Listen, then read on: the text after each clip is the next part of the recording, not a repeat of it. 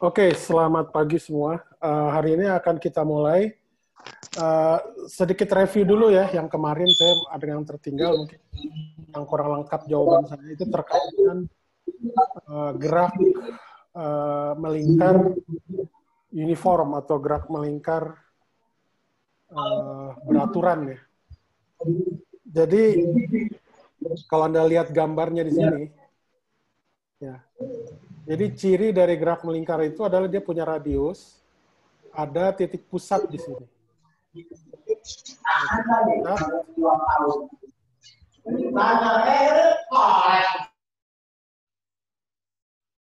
Ada titik pusat, ya, ada radius, ya, dan V di sini disebutnya kecepatan tangensial.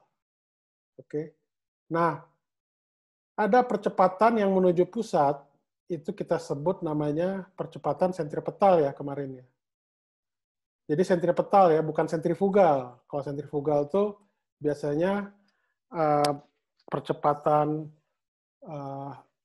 apa istilahnya yang reaksinya. Jadi ini ada aksi, ada reaksi gitu. Jadi bekerja pada dua benda yang berbeda ya.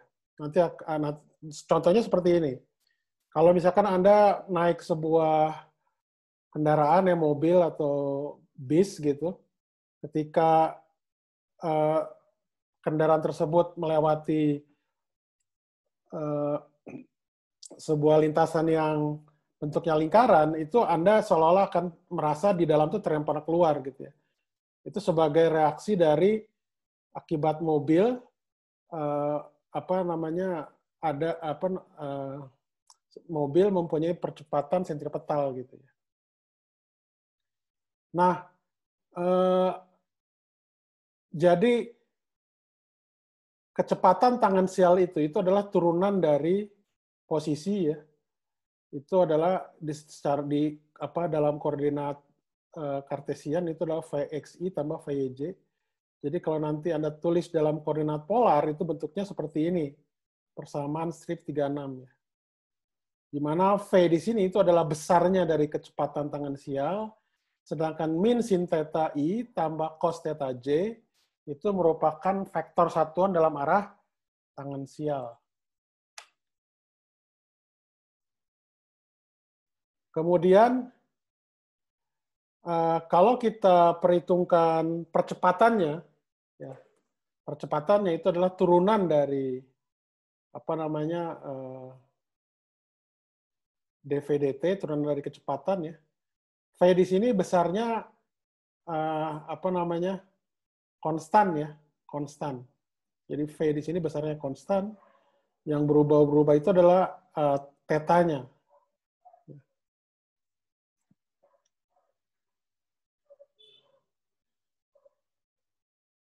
Kemudian A-nya di sini percepatan ya, percepatan benda ya, dv/dt ini adalah Anda turunkan aja. Ya. R-nya kan konstan karena dia apa namanya maaf V di sini secara umum tidak konstan ya, tapi kalau dia itu beraturan dia tuh konstan karena omeganya kan konstan. Ya. Nah sedangkan di sini ini adalah percepatannya. Ini adalah percepatan apa? Ini percepatan sentripetal ya, yang 4.39 ini. Ya. Jadi ini min V kuadrat per R. Ya. Jadi besarnya itu adalah V kuadrat per R. Nah, cos theta I tambah sin theta J itu adalah arah vektor radial. Tapi karena di sini nanti ada minus, itu jadi arahnya ke pusat. Nah, ini adalah percepatan sentripetal. Kalau percepatan tangensialnya gimana? Ada nggak? Ya kemarin saya katakan ada kan. Itu kalau omeganya bergantung pada T di situ. Jadi kalau dalam hal ini karena ini ada uniform, beraturan, jadi V-nya itu konstan. Ya, itu akibat dari omeganya juga konstan. Oke, dari situ ada pertanyaan nggak yang tentang gerak melingkar kemarin? Ini gerak relatif. Ini dari buku Haliday-Resnick ya, Anda bisa baca. Ini tentang gerak parabola yang kemarin udah kita bahas ya.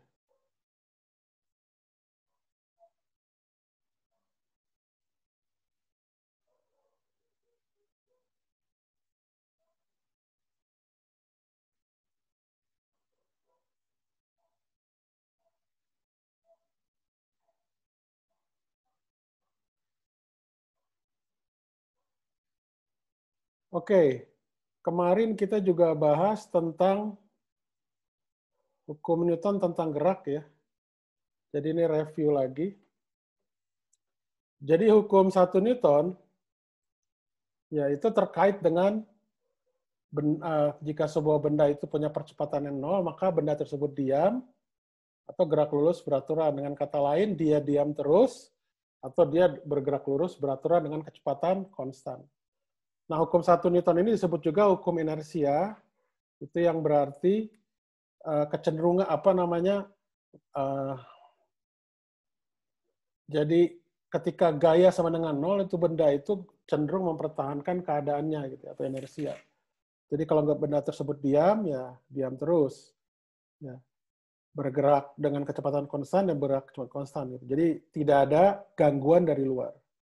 Harus diingat juga bahwa vektor di sini, gaya di sini bersifat vektor. Jadi resultannya juga dilakukan penjumlahan secara vektor ya, harus ingat.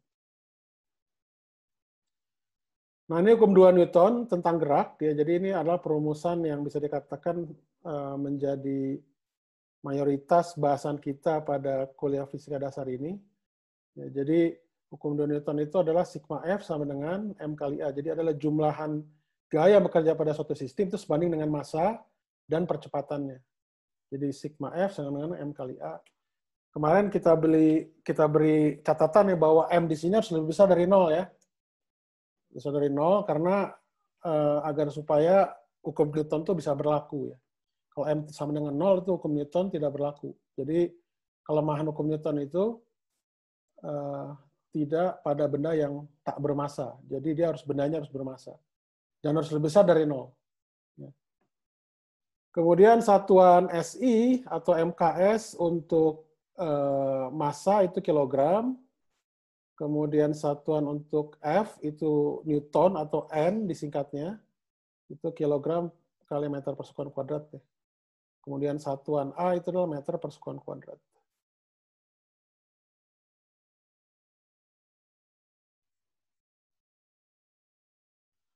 Nah, kita sudah pernah membahas ketika di SMA, misalkan kita ada berbagai macam bentuk gaya ya, yang F itu bergantung pada perpindahan ya, atau posisi, min Kx, ini kita sebut ya istilahnya gaya pegas gitu atau hukum Hooke ya, terkait dengan elastisitas benda. Kemudian ini adalah M kali A, nih A di sini adalah percepatan sentripetal ya. Jadi ini sebenarnya bukan gaya. Gitu. Kemudian ini adalah gaya gravitasi, ini kolom ya Newton, ini terkait dengan nanti gaya gesek ya, dan lain sebagainya.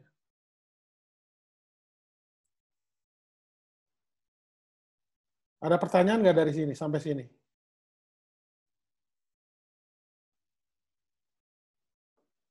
Ada pertanyaan?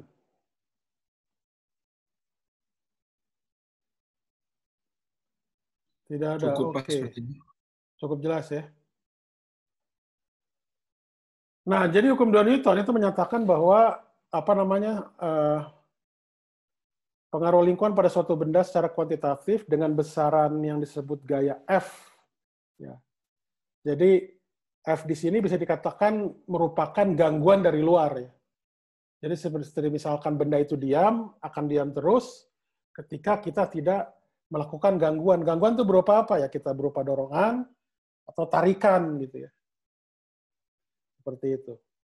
Dan rumusan itu bergantung. Misalkan gaya gravitasi juga bisa dikatakan itu gaya yang di luar akibat pengaruh lingkungan kan, akibat gravitasi bumi ya. Kemudian pegas, gaya gesek juga ya. Nah, jadi itu penyebab benda bisa berubah keadaannya gitu. Jadi karena gangguan dari luar. Ya kemarin saya ambil contoh ya, misalkan ketika Anda mager, misalkan pengen tidur aja bebaringan gitu ya, ternyata ada misalkan orang tua Anda manggil, nggak didengar juga gitu ya. Akhirnya tadi gangguan suara tidak mengubah posisi Anda, akhirnya air seember gitu disiram. Nah itu contohnya, jadi gangguan itu analogi ya, itu adalah gangguan ya. Nah yang bisa dirumuskan gaya itu cuma gangguan-gangguan tertentu saja, tidak semua. Nah jadi biasanya kalau dalam hukum 2 Newton, ya itu biasanya kita menyelesaikan kalau dari F sama dengan MA, itu biasanya kita ketahui A-nya, ya. Nanti dari situ kita integrasikan dapat V, kemudian integrasi dapat R. Jadi berujung itu pada biasanya apa namanya, mendapatkan posisi dan kecepatan. Itu yang menggambarkan benda. Nah, posisi dan kecepatan. Jadi karena hukum Newton ini adalah persamaan diferensial order 2, nanti akan Anda belajar ya di kalkulus, di matematika. Dia membutuhkan 2 syarat awal. Syarat awal itu apa? Kecepatan awal dan posisi awal. Itu selalu diketahui. Ya. Karena kenapa? Itu permintaan dari hukum 2 Newton sebagai bentuk matematik dari persamaan diferensial order 2. Jadi ada 2 syarat kondisi awal ya, kondisi awal. Nah ini contoh ya, tadi yang saya bilang ya. Jadi ini sistem, ya, ada lingkungan, dia berinteraksi. Ya, interaksi itu dinyatakan dengan F, ya. Kemudian itu dirumuskan melalui apa namanya, hukum Newton tentang gerak. Ya. Jadi yang tadi saya bilang ya, bahwa hasil dari solusi hukum 2 Newton ini itu nanti Anda integrasikan, kan A itu adalah dv/dt kan ya. Kalau ditarik berarti V itu adalah integral ADT. Kemudian dapat V, kita integralkan lagi dapat R gitu ya. Dan ini kan biasa ada konstanta di sini. Nah, konstanta ini biasanya terkait dengan V0. Di sini konstanta terkait dengan R0, yaitu posisi awal.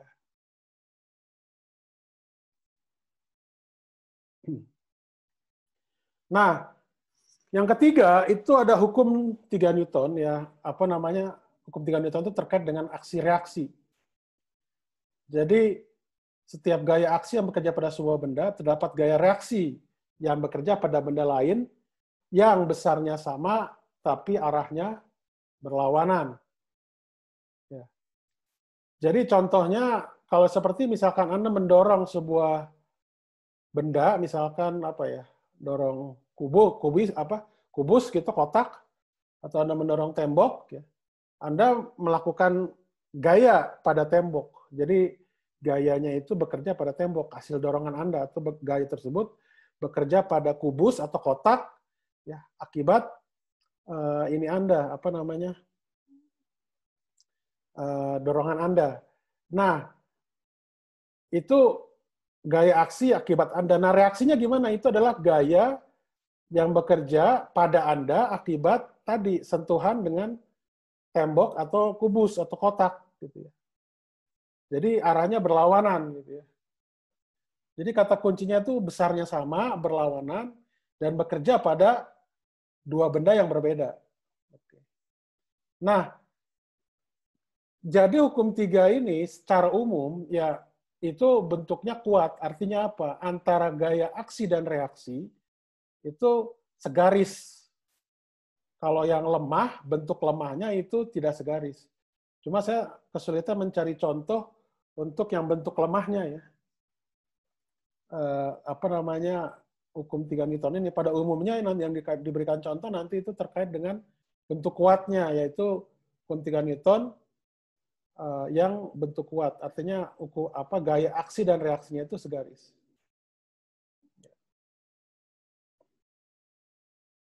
Nah, satu hal lagi juga, apa namanya, kelemahan dari hukum 3 Newton ini kita tidak apa istilahnya mengabaikan efek waktu ya. Jadi selama ini ya kita ambil dia konstan saja untuk sederhananya.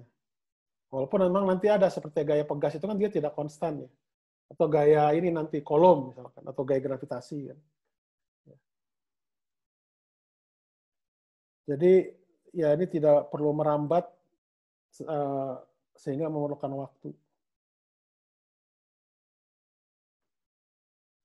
Nah ini contohnya misalkan kalau Anda tinjau sebuah balok atau kubus atau benda yang berdiri atau maaf bukan berdiri, terletak di atas meja.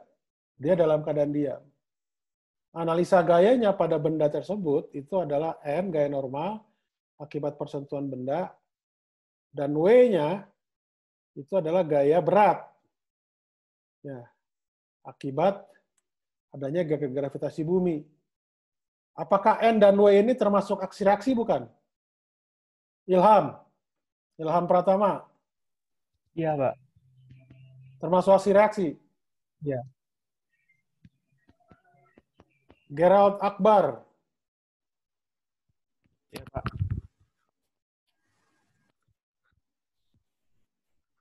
Ya, termasuk aksi reaksi, Pak.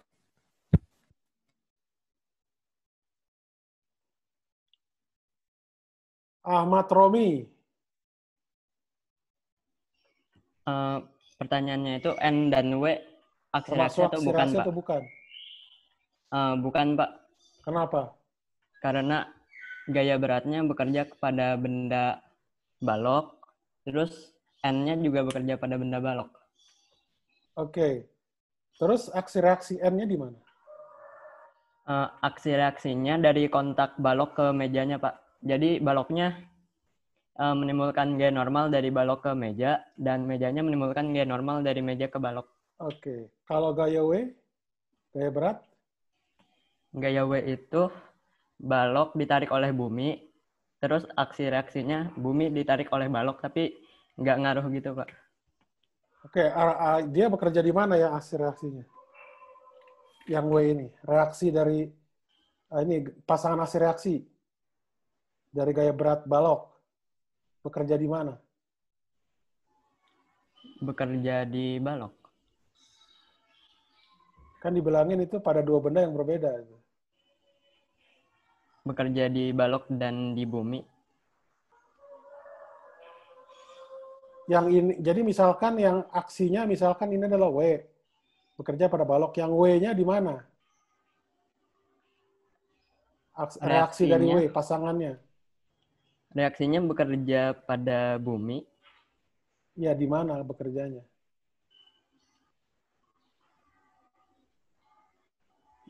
Di pusat bumi mungkin. Ya, jangan mungkin. Kalau dalam sains itu ya atau tidak, eksak. Jangan mungkin. Ya. Oke, ya, jadi ini bukan pasangan hasil reaksi ya. Jadi kalau N, ya, N itu adalah gaya normal akibat sentuhan balok dengan meja. Ya. Aksi reaksi, pasangan hasil reaksi dari N di sini adalah gaya normal juga, tapi ke bawah, bekerja pada meja akibat persentuhan dengan balok. Sedangkan W di sini, pasangan hasil reaksinya itu adalah karena ini akibat gaya gravitasi bumi, itu maka gayanya ini bekerja di pusat bumi, gaya reaksinya pada bumi. Jadi sama-sama diam. Jadi sistem yang kita tinjau itu adalah balok ini, lingkungan sekitarnya ya bumi. Dan meja tentunya.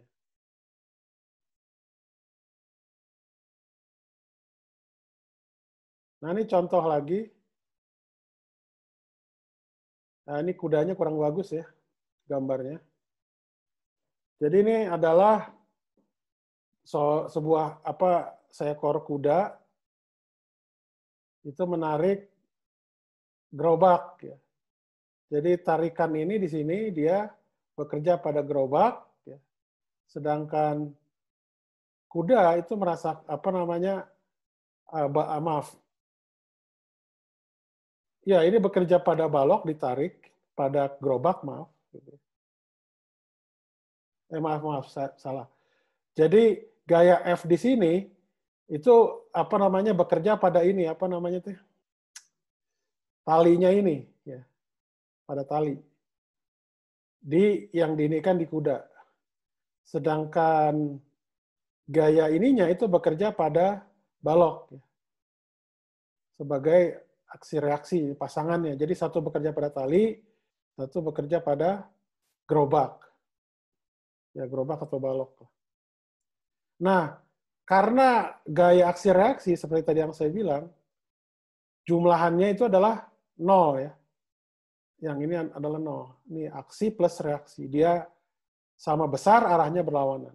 Jadi F aksi tambah F reaksi itu sama dengan 0. Nah, ini strategi umum menyelesaikan persoalan dinamika ya. Jadi pertama Anda tentukan sistemnya dulu. Kedua, Anda gambar diagram bebas pada benda, pada sistem tersebut atau ditinjau. Kemudian uraikan gaya-gaya pada arah yang mempermudah penyelesaian. Misalkan Anda pilih vertikal horizontal ya, kalau dia itu ini, atau nanti kalau miring vertikal horizontalnya bisa berbeda. Jadi memperhatikan arah-arah yang mungkin terjadinya kesetimbangan gaya. Jadi bisa dikatakan seperti misalkan kalau saya tarik horizontal, berarti arah kesetimbangan ini vertikal kan gitu. Karena dia hanya bergerak secara horizontal. Gitu. Jadi susun persamaan dengan memanfaatkan hukum-hukum gerak Newton. Kemudian selesaikan sistem persamaan yang diperoleh, interpretasikan hasil solusinya. Ini artifisis. Cermati konsekuensi solusinya, cek kasus ekstrim atau asimptotik. Nah, satu hal lagi juga, kita ketika mengerjakan persoalan dinamika menggunakan hukum Newton, nanti ketika Anda dapatkan hasilnya itu harus masuk akal secara fisis ya. Gitu. Artinya misalkan begini, Anda menghitung gaya F gitu ya, atau mencari posisi atau kecepatan gitu ya. Kalau lihat Anda arah geraknya gitu, itu semua baik komponen F, komponen kecepatan atau komponen posisi, semuanya real ya gitu. Jadi kalau tiba-tiba Anda dapat hasil misalkan imajiner, nah itu berarti ada yang salah di situ. Yang salah adalah hitungan Anda. Jadi mengerjakan fisika itu harus fisis dia. Jadi tidak hanya sekedar matematis, tapi harus ada fisisnya apa. Itu yang sederhananya. Nah, ini contoh-contoh ya, misalkan ini adalah gaya normal. Dikatakan gaya normal, kenapa? Karena dia itu adalah gaya yang tegak lurus dengan permukaan. Jadi ini Anda lihat. Pada permukaan yang horizontal, dia vertikal kan di sini. Ini juga misalkan ini di lift ya. Ini gaya normal. Kemudian ini pada bidang miring. Ya, ini agak normalnya ke sana. Yang kuning ini terkait dengan gaya berat. Kemudian ini juga gaya normal nih akibat persentuhan kotak atau kubus yang kecil ini dengan kubus yang besar. Di sini jadi juga ada gaya normal dengan F tentunya yang mendorong ya. Satu lagi adalah gaya berat ya. Di sini juga harus ada gaya berat. Jadi gaya normal itu adalah selalu tegak lurus dengan permukaan.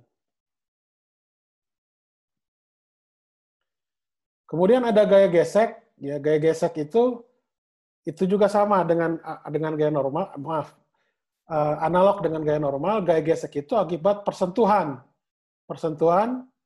antar permukaan. Jadi gaya normal itu bagian normalnya, bagian vertikalnya atau tegak lurus dengan permukaan sentuh. Ini biasanya gaya gesek statik dengan kinetik, yaitu yang bagian horizontalnya. Ya. Atau kalau misalkan saya sebut gaya normal itu pada sumbu Y, ini pada sumbu X-nya gitu ya.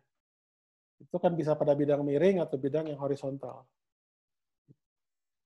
Nah, gaya gesek itu statik itu ada dua, ini secara empirik. Jadi sifatnya gaya gesek itu, permukaan secara umum itu adalah kasar. Permukaan itu secara umum itu kasar. Jadi tingkat kekasaran suatu permukaan itu sebenarnya bersifatnya relatif. Kalau kita ingin menguji sebuah tingkat kekasaran sebuah permukaan, kita kan juga pakai balok biasanya. Balok itu bisa terbuat dari kayu, dari besi, atau dari baja, segala macam. Dan kotak tersebut yang kita pakai untuk menguji atau mengukur tingkat kekasaran sebuah permukaan itu juga punya tingkat kekasaran sendiri bendanya. Makanya tingkat kekasaran di sini yang disebut namanya μs itu bersifat relatif gitu ya. Relatif sifatnya. Jadi relatif antara benda dengan permukaan di mana benda itu diletakkan. Nah, kalau kita mendorong sebuah benda, ya benda tersebut diam. Anda bayangkan Anda mendorong sebuah kontainer ya, yang beratnya 1 ton. Di lantai misalkan ya, kalau ada lantai di situ. Anda dorong itu tetap tidak bergerak. Artinya itu apa?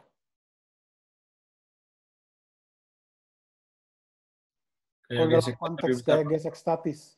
Gaya gesek statisnya lebih besar daripada gaya yang kita gunakan untuk mendorong, Pak. Ya, atau dengan kata lain, gaya yang kita lakukan untuk mendorong itu lebih kecil dari gaya gesek statisnya. Oke. Nah, ketika kita dorong, ya, itu ada suatu saat di mana tiba-tiba bergerak gitu. Atau katanya, kalau ini bahasa yang bisa dikatakan ini sangat dalam tanda kutip sangat pendek waktunya atau bisa dikatakan tidak masuk akal ya. Ada sebuah kondisi, sebuah benda kita dorong, makin kuat dorongan kita, dia lama-lama akan bergerak gitu. Jadi ada saat ketika dia antara diam dengan mau bergerak itu ada selang waktu yang sangat singkat yang kita sebut namanya tepat saat akan bergerak. Tepat saat akan bergerak itulah ketika gaya yang kita berikan itu sama dengan Fs maksimumnya. Fs maksimum itu adalah μs kali n. N itu adalah gaya normal. Nah, μs di sini itu tidak harus lebih kecil dari 1 ya, harus ingat. Itu bisa lebih besar dari 1. Karena dia berupa tangan sebenarnya. Tangan dari sebuah nilai. Jadi tidak harus dia lebih kecil dari 1. Tidak dibatas. Dia bisa lebih besar dari 1. Nah, biasanya memang nanti di soal kita ngambilnya lebih kecil dari 1, tapi itu bukan berarti tidak bisa lebih besar dari 1. Ada, Anda lihat di tabel itu bisa dia lebih besar dari 1. Untuk yang μs ya. Kalau yang μk biasanya lebih kecil dari 1 kalau μk. Nah, kemudian yang kedua itu adalah gaya gesek kinetik. Kalau gaya gesek statik itu adalah pada benda yang diam sampai tepat saat akan bergerak. Nah, kalau gaya gesek statik itu benda itu sudah bergerak. Gitu. Nah, gaya gesek kinetik. Jadi gaya gesek statik itu adalah untuk benda yang diam, gaya gesek kinetik itu adalah untuk benda yang bergerak. Ya. Nah, jadi kalau gaya gesek antar permukaan, ya biasanya untuk kecepatan yang tidak terlalu tinggi itu bersifat konstan, ya itu analog dengan ini, itu FK kita sebutnya itu adalah μk kali n. Ini langsung aja kalau namanya gaya gesek kinetik, ya itu langsung FK kali μk kali n, tidak ada terkait dengan FK maksimum, enggak. FK saja, FK itu adalah μk kali n. Gitu. Nah ini antara permukaan, gitu. Nah secara umum, kalau dia itu dalam media, kan katanya dalam media udara misalkan, ya, Anda meninjau sebuah sistem fisis, ada permukaan, ya, jadi gerak balok di permukaan, di lantai, ya, dan di itu ada udara di situ. Nah udara itu biasanya menyebabkan gaya gesek yang bergantung pada kecepatan, yang disebut gaya gesek fluida, akibat fluida. Karena gaya gesek fluida itu kan punya kekentalan. Punya kekentalan itu terkait dengan hukum Stokes ya, bahwa gaya hambat fluida itu sebanding dengan kecepatan dikali dengan sebuah konstanta. Konstanta itu adalah yang bergantung pada viskositas dan penampang lintang benda. Gitu. Itulah sebab yang saya sebutkan Senin lalu ya, kenapa antara bulu ayam yang 1 gram dengan bola besi yang 1 kilogram itu jatuhnya lebih dulu besi. Karena untuk bulu ayam dia penampang lintangnya lebih besar dibanding dengan besi yang 1 kilogram. Jadi lebih cepat. Tapi ketika itu di dalam vakum, itu udah ada percobaannya, itu ternyata dia jatuh secara bersamaan. Ada yang udah lihat belum videonya? Sudah ada yang pernah lihat belum videonya?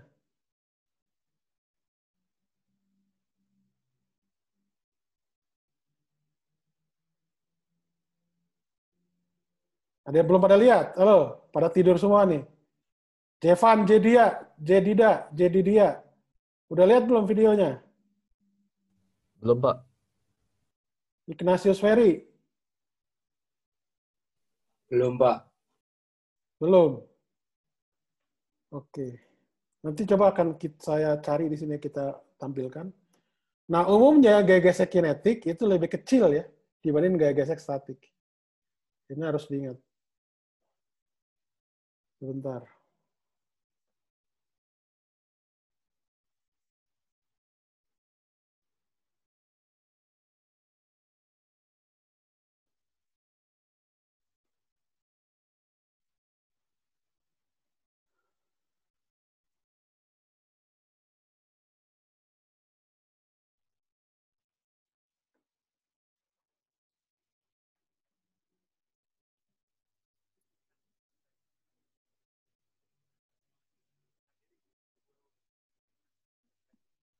Dan Pak, suaranya tidak ada, Bu Surya. Sebentar, kenapa tadi ada tidak kedengaran suaranya atau gimana? Halo? Suaranya tidak ada, Pak. Suaranya tidak ada? Ya, Videonya, Pak. Oh, tapi saya kedengeran sih. Anda nggak kedengeran? Maaf, Pak. Itu kalau misalnya kita mau kedengeran lewat Zoom, speakernya sistem, Pak. Sistem dari komputernya itu, Pak. Oh, jadi saya pakai earphone sih. Jadi ini saya lepas aja earphone-nya ya? Iya, Pak. Jadi nanti diganti pakai sistem, tapi kemungkinan Bapak, mohon maaf, nggak bisa nggak bisa dengar, maksudnya nggak bisa ngomong kayak gitu, Pak. That meant that they built it out of aluminium to make the radiation easier to deal with. Aluminium is not the best thing, strongest material to build a vacuum chamber out of. So they built out a concrete skin, which is part radiation shielding and part an external pressure vessel, so that this thing can take the force that's present on the outside when it's pumped out to the conditions of outer space.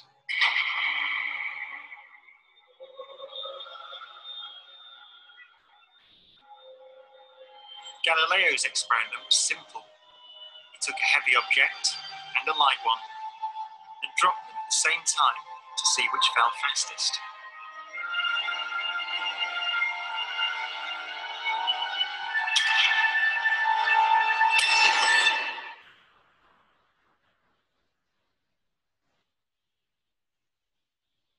Now, in this case, the feathers fell to the ground at a slower rate than the bowling ball because of air resistance.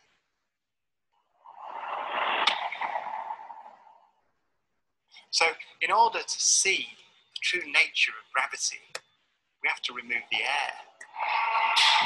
It is the world's biggest vacuum chamber. It's used to take Galileo's experiment was simple. He took a heavy object and a light one and dropped them at the same time to see which fell fastest.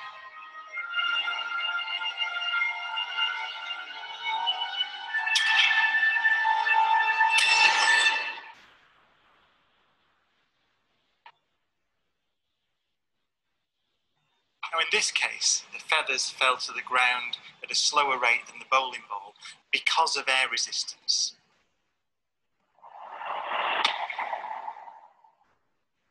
So, in order to see the true nature of gravity, we have to remove the air.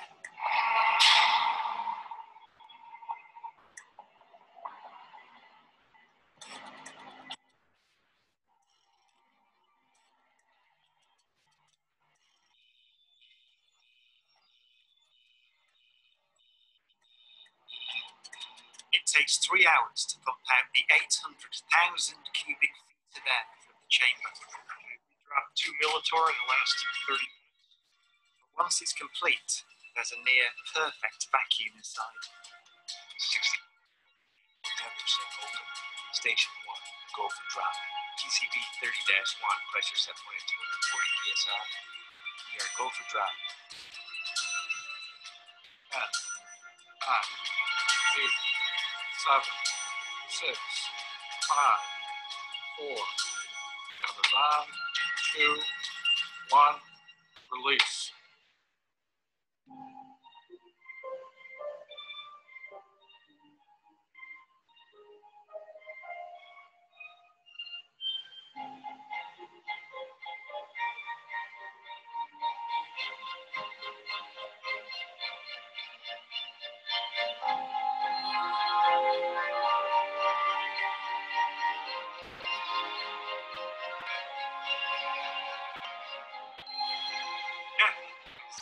Look at that. They came down exactly the same. Wow. Look. How they hit the fire.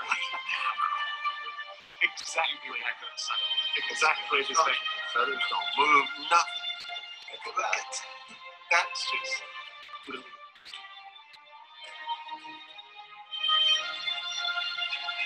Isaac Newton would say that the ball and the feather fall because there's a force pulling them down, gravity.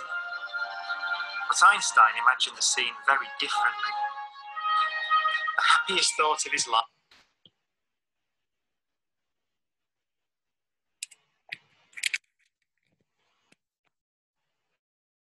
Halo semua. Gimana, Pak? Ya, Pak. Oke. Ya, Pak. Masa belum lihat itu videonya? Udah kan? Biasa harusnya terkenal itu di BBC. Ada yang pernah lihat belum sebelumnya? Belum Pak, ini baru pertama kali. Udah pernah Pak saya. Berarti cuma satu orang ya. Ada yang lain nggak? Coba tunjuk tangan yang udah pernah lihat siapa aja. Raise hand. Fadli. Siapa lagi? Cuma 2 ya. Siapa ya? Fadli, Tirafi ya. Ya, jadi yang saya bilang istilahnya nggak bohong kan, istilahnya memang itu ada eksperimennya gitu ya. Itu yang menariknya. Jadi yang selama ini kita tinjau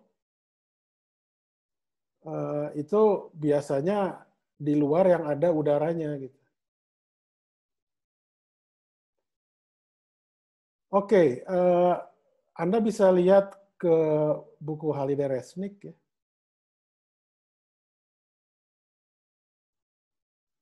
Ini kita bisa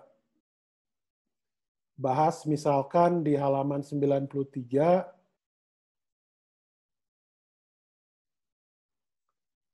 Ya, ini contoh misalkan di gambar 5 strip 3 ya.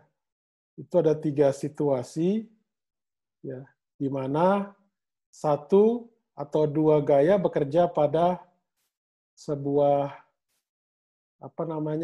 benda ya.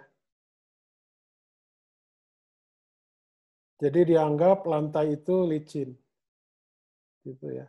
Nah, benda tersebut masanya 0,2 kg ya. Gayanya F1 dan F2 itu besarnya sepanjang sumbu X atau horizontal ya.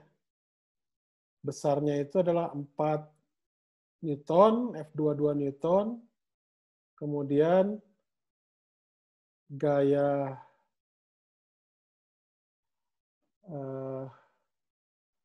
F3 itu arahnya 30 derajat dan mempunyai besarnya 1 Newton. Nah, ini bagaimana untuk kasus ini misalkan? Situasi A seperti ini. Jadi ingat, kita masih mengabaikan gaya gesek, ya, gaya gesek. Jadi paling mudahnya F1 di sini. Jadi istilahnya seperti yang kemarin saya bilang, bahwa mekanika Newton ini kan sebagai benda titik. Walaupun ini punya ukuran, ini kita ambil saja dia titik. Titik dia bekerja gaya F1 ke sana, ke kanan. Ya, walaupun ini kita gambarkan vektor karena dia itu satu dimensi. Punten, Pak. Ya. Ini Bapak lagi share screen atau enggak ya, Pak? Oh, sorry. Ya, terima kasih, Pak. Oke, maaf.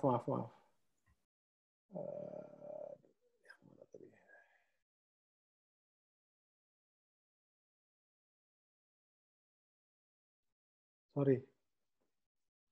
Oke, saya ulangi lagi ya. Jadi Anda bisa lihat di buku Halliday halaman 93 tentang hukum 2 Newton. Jadi bagian A, B, dan C itu gambar 5 strip 3 di bawah menunjukkan 3 situasi ya, di mana 1 atau 2 gaya bekerja pada sebuah benda lah yang bergerak pada S atau pada bidang yang dia itu licin atau tanpa friksi sepanjang sumbu X ya. Jadi geraknya satu dimensi, itu massa dari benda tersebut ada 0,2 kg, gayanya F1 dan F2 itu bergerak sepanjang sumbu X dan mempunyai besar masing-masing F1 itu 4 Newton, F2 2 Newton. Kemudian gaya F3 itu arahnya ada sudut theta sama dengan 30 derajat dan mempunyai besar F3 1 Newton. Bagaimana kecepatan benda tersebut? Jadi kalau pada bagian A ini kita lihat ya. Ini kelihatan kan ya? Oke. Lihat, Pak. Oke. Kelihatan, Pak. Anda bisa juga lihat buku di Halliday Resnick. Jadi misalkan di sini gaya F1, ini kan seperti yang saya bilang tadi, walaupun benda ini punya ukuran, tapi mekanika Newton itu adalah benda titik. Jadi ini bisa kita anggap sebagai titik. Titik dia bekerja sebuah gaya. Jadi kalau pada situasi A, itu adalah F1 sama dengan M kali AX, ya. Sehingga percepatannya didapatkan 20 meter per sekon kuadrat. Oke? Nah, kemudian pada situasi B, ya, itu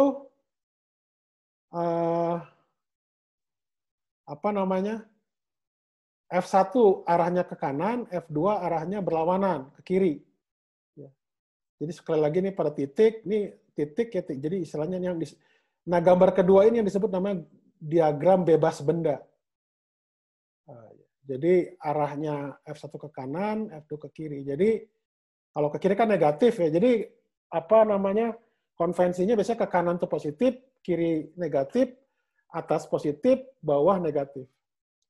Jadi penyelesaiannya untuk situasi B atau keadaan B itu adalah F1 yang ke kanan dikurang. Ditambah sebenarnya minus F2, ini artinya F1 minus F2 sama dengan AX. Oke. Jadi karena F1 lebih besar daripada F2, itu 4 Newton dikurangi 2, dibagi dengan massanya 0,2, itu didapat 10 meter per sekon kuadrat. Jadi arahnya benda itu kemana? Kanan ya. Nah, kemudian pada situasi yang C, kelihatan nggak ya? Kalau Anda bisa lihat, yang C itu seperti ini. Jadi arahnya F2 tetap ke kiri, tapi benda itu ditekan di atas dan membentuk sudut theta di sini. Ya. Jadi untuk yang horizontal itu sama tetap. Jadi yang diambil tuh F3X komponen horizontal kan yang ke kanan dikurangi F2 sama dengan M kali AX. Ini didapatkan, ya jadi F3X dengan menggunakan hukum trigonometri, F3X itu tidak lain adalah F3 cos theta. Oke, yang arahnya horizontal. Jadi ini F cos theta kurangi F2 sama dengan M kali AX. Nah, didapatkan AX itu, karena cos theta 30 itu kan setengah akar 3 ya. Jadi didapatkan AX-nya itu adalah minus 5,7 meter per sekon kuadrat. Nah, ini analisa pada sumbu AX. Gitu. Nah, kalau pada ininya gimana? Pada apa namanya? Vertikalnya. Di sini dibahas nggak vertikalnya? Oh, enggak ya. Nah, kalau di sini vertikalnya gimana? Yang bagian A. Gaya apa aja yang bekerja di bagian vertikal? Halo, halo. Siapa? Gaya berat dan normal, Pak. Oke. Normal dan berat ya, sama seperti tadi. Jadi gaya normal ke atas sama dengan gaya berat ke bawah. Kemudian kalau di sini sama ya, normal ke atas sama dengan gaya berat ke bawah. Kalau yang ini gimana? Nirmala. Sebentar, jangan jawab dulu. Nirmala mana? Iya, Pak. Ya. Kalau yang kasus 3 ini gimana? Itu ada gaya F3, tapi F3 sin theta ke bawah, W ke bawah, sama normal ke atas, Pak. Oke, ya. Jadi normalnya sama dengan gaya berat dari benda ditambah F3 sin theta ya. Oke. Ada pertanyaan nggak tentang hal ini? Tidak ada. Oke, kita lanjutkan yang ke bagian kedua. Ini gambarnya mana ya? Pak, punten Pak, sebelumnya Pak. Ya, Ada teman kami yang... Nah, bentuk yang kedua, ya, itu di gambar 5 strip 4A. Seperti ini.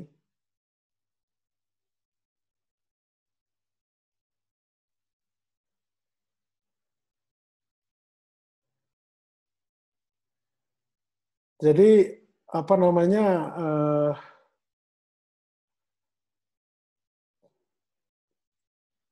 jadi ini gambar dari atas ya, dari atas. Ya, ini gambar dari atas. Itu apa, kue, ini kue, bentuk kue atau piringan lah ya. Itu mengalami gaya yang ke arah sumbu Y dengan ke arah F1 ya. F1. Kemudian dia ada percepatan yang arahnya ke sana. Yang arahnya antara sumbu di kuadran 1. Ya. Oke.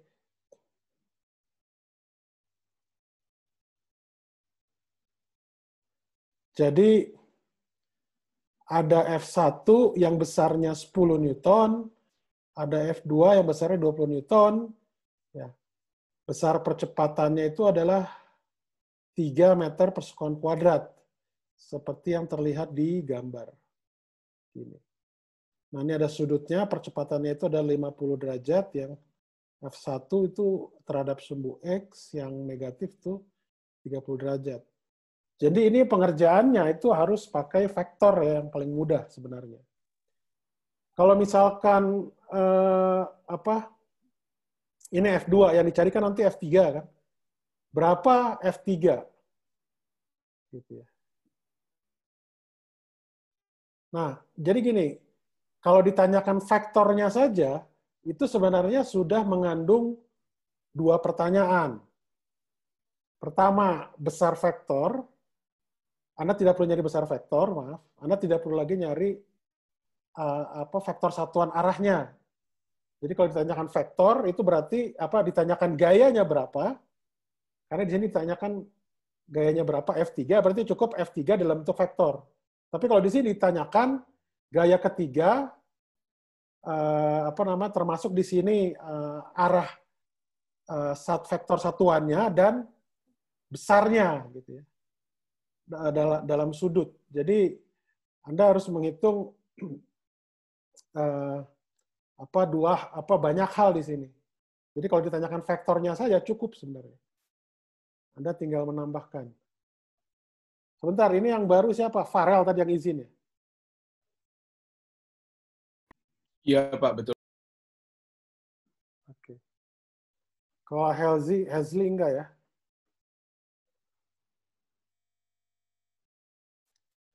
Oke. Jadi kita ambil diagram bebasnya itu seperti ini aja. Ya. Jadi F1 nih minusnya, arahnya ke sana. Kemudian minus F3, ya, arahnya ke bawah. Oh, maaf. Kalau di jumlah vektor itu cukup ini aja, sama 5 strip 6 ini. Jadi F1 tambah F2 tambah F3 sama dengan M kali A, vektor semua. Nah, F3 di sini itu sama dengan ini, persamaan 5 strip 7. Itu digambarkan seperti ini. Ya. Jadi minusnya. Jadi aslinya itu hukum Newton kan jumlahan gaya pada suatu benda sama dengan M kali A. Nah, untuk dapat F3 seperti ini. Nah, jadi pada pengerjaan masing-masing komponen, berarti pada komponen X itu adalah F3X sama dengan MAX kurang F1X kurang F2X. Ya. Ini M kali A cos 50 derajat kurang F1 cos minus 150 derajat, ya, kalau dia itu arahnya ke kiri kan. Kemudian F2 cos 90 derajat. Ya. Ini kan 0 kan ya. Jadi tinggal didapatkan F3,X itu adalah 12,5 Newton. Kemudian kalau pada vertikal, itu didapatkan F3Y sama dengan MAY kurang F1Y kurang F2Y. Ya.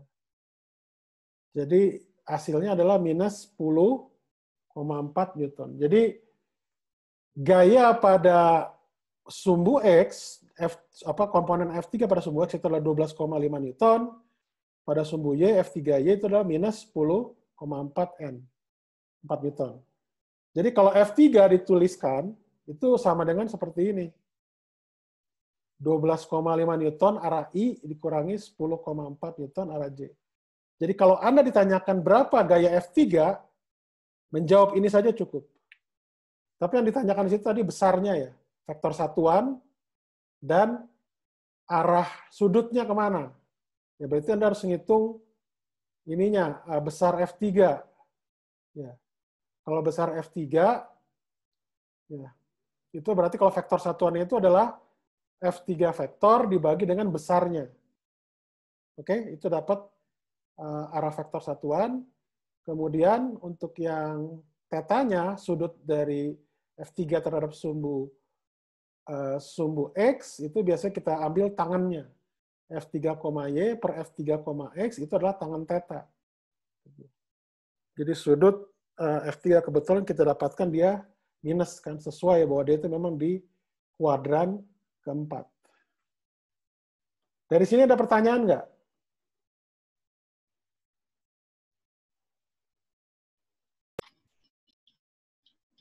Cukup seperti itu. Yang lain ada pertanyaan? Cukup jelas, Pak. Cukup jelas ya? Anda semuanya punya buku itu kan, Haliday Resnick ya? Tolong dilihat ya, dibaca lagi. Oh ya, mulai minggu depan, insya Allah kita akan hari Selasa ya. Selasa itu akan ada tutorial oleh Pak Andi ya. Anda udah dikasih PR belum kan? Udah ya?